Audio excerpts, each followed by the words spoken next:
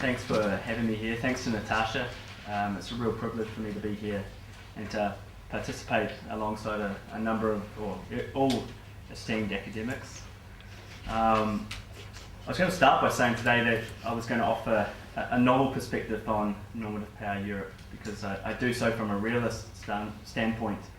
But after Jan's keynote address this morning, perhaps I've missed the boat by a couple of years. Which isn't too uncommon for a New Zealander. We're often behind the times when it comes to this. But anyway, really today what I want to talk about is a theoretical puzzle I've encountered in my PhD research. Now, my PhD research looks at EU-Russian competition in Ukraine. Good topic choice, by the way. But my real conundrum has been, and I look at this competition between the EU and Russia from an international relations perspective and from a foreign policy analysis perspective.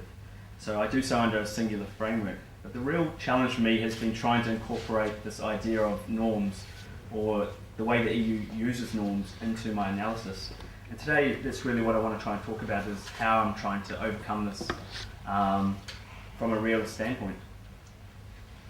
So I was going to say realism, well, particularly in the 1990s, was quite maligned and ostracised in IR, and especially so in European studies. But it seems like it is now making a comeback, particularly because with the emergence of multipolarity in the international system and the rise of geopolitical concerns and mercantilism and competition, it seems like power is now becoming in vogue again. And when thinking about realism in the EU, I've actually stumbled across neoclassical realism, which I think has the potential to be arguably the most useful for the EU. And I'd like to start with a bit of a theoretical outline, just to sort of enlighten you about what neoclassical realism argues. And I'm not too happy with the idea of neoclassical realism actually representing a theory as such. I think it's more of a framework or a model to guide research and to guide analysis.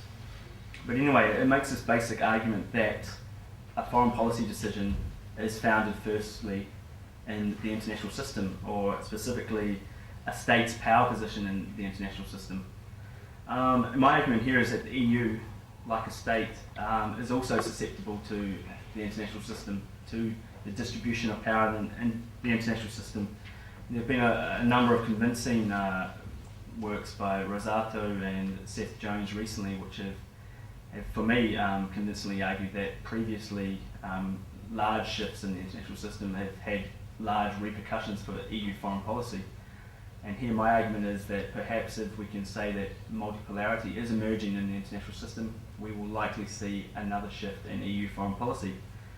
However, that seems like quite an overtly structural realist assertion, and that's where neoclassical realism differs a wee bit. It argues that looking at the international system solely isn't enough, that we actually have to factor in the domestic setting. And for me, well, through using particularly a number of intervening variables, and here for me, I argue that in the context of EU foreign policy, three intervening variables come to mind straight away. First of all, there's a need to understand the decision makers' perceptions of the EU's place in the international system, but also of other actors in the international system. Also, the constraints that member states have on EU foreign policy, and this is something that states themselves do not have to filter through in their decision foreign policy. So this is something that's unique to the EU. But also I think, and in the context of this paper and this panel, we need to factor in the role of identity, or particular role identity here, and that's where I think perhaps we can understand the EU as a normative power as representing a kind of role identity that the EU sees for itself. Now, looking at role identity, and this is actually purely it has its roots in constructivism. So there's a basic argument here that all states have a role identity in mind for their international action. And this is sort of constituted by norms, values, culture, a whole range of ideational elements. And here, this is basically stemming from the work of Deutsch, Holste, Bent, all that have argued that kind of a state's identity or its role identity is important in its final foreign policy decision. And I think we can clearly see that more recently, and certainly in the context of what Milenko spoke about, that the EU has self-styled itself as something of a normative actor, and we can see that definitely in the policy. In the context of neoclassical realism and the way I want to understand the role of identity, it's argued that identity actually acts as a transmission belt or a further transmission belt between the international system and the foreign policy decision. So I guess it kind of channels and mediates systemic pressures and then sort of alters them towards a final foreign policy decision along with the other intervening variables I mentioned. So whereas the majority of normative power Europe scholarship has tended to place identity as the independent variable or as the primary determinant of the EU's foreign policy, I actually changed that, and my argument here is that EU normative role identity shapes the EU's self-interest, which is derived from the international system. And here I reduce identity to intervening status. So looking at my case, which is Ukraine, which is obviously in the last few weeks has become very difficult to read, and it's been rather quite tragic what's gone on there. But nevertheless, I find it a really fascinating case, and especially a fascinating case to test the EU's normative power, particularly because Ukraine clearly lies in quite a precarious geopolitical position between the EU and Russia. And clearly, I think we see there's overlapping spheres of influence there between Russia and the EU.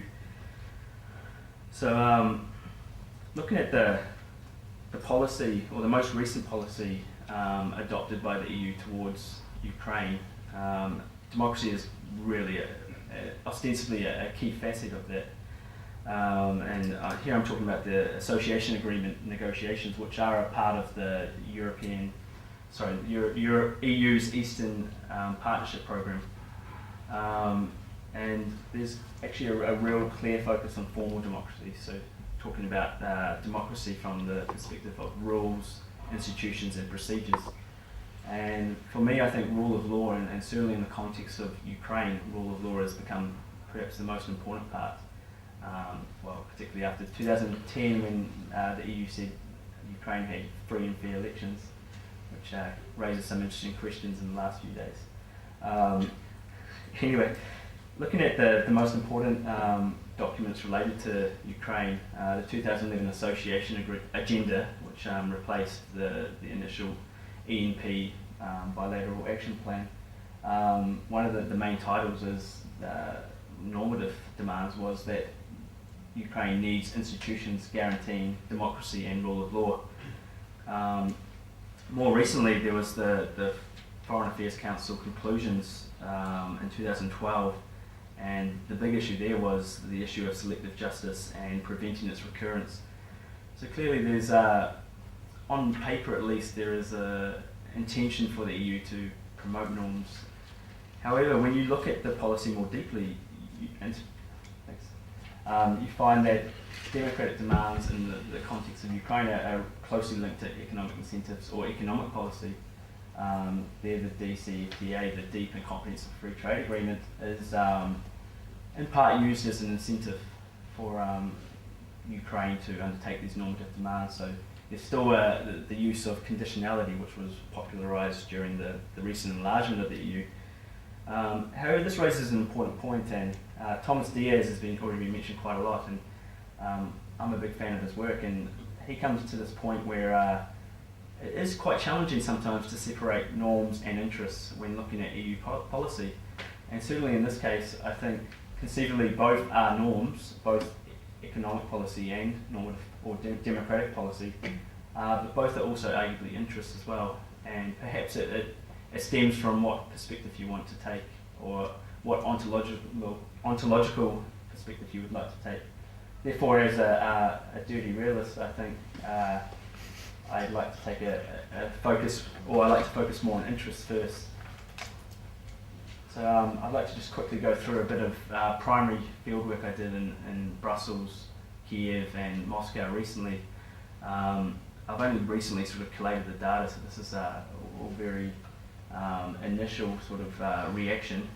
But in interviewing practitioners on the ground, EU practitioners from DG Trade, External Action Service and so on, all the interviewees really stressed and mentioned the potential of Ukraine has been an interest for the EU to be a partner with Ukraine. And they all talked about as a market or as an economy, as an energy transit state, as a liberal democracy as well with shared values. So this was clearly, to me, showed that there was a clear motivation for the EU to build its ties with Ukraine. It wasn't just purely normative. However, everyone had to mention that norms were important and that norms were used as the kind of blueprint for success. But this did vary from practitioner to practitioner. Some bought into it more than others. But especially the DG Trade and the External Action Service diplomat I talked to in Russia, they both mentioned that because of the negotiation process that was long and troublesome, that they felt the EU would definitely relinquish some of their normative demands in order to sign the association agreement, in order to get the economic benefits on the table. And also, everyone mentioned the threat of competition as being a really important factor in developing the policy towards Ukraine, and particularly Russia. Some of the diplomats were very conscious about a need for the EU to become more zero-sum in some ways, and that they no longer had a luxury or the leverage perhaps to promote normative policies as in previous policies or previous areas of Europe. So I think all in all, I would say practitioners, they seem slightly cynical about the EU's normative power. They admitted that it was there and that it was important, but I would argue that their actions were guided more by a logic of consequences, so to speak. And so I'd like to finish with a tentative argument, and this is very much tentative. I've only just really compiled this data in the last sort of few weeks. But staying true to my neoclassical realist roots, my argument would be that because of the distribution of power in Europe between the EU and Russia, the EU is compelled to use its economic power dominance to achieve foreign policy goals in Ukraine, and these are both normative and material interests. So I'd say there are interests for the EU in promoting norms in Ukraine. However, Russia's role as a competitor to the EU is important, and this definitely constrains the EU's ability to promote norms and to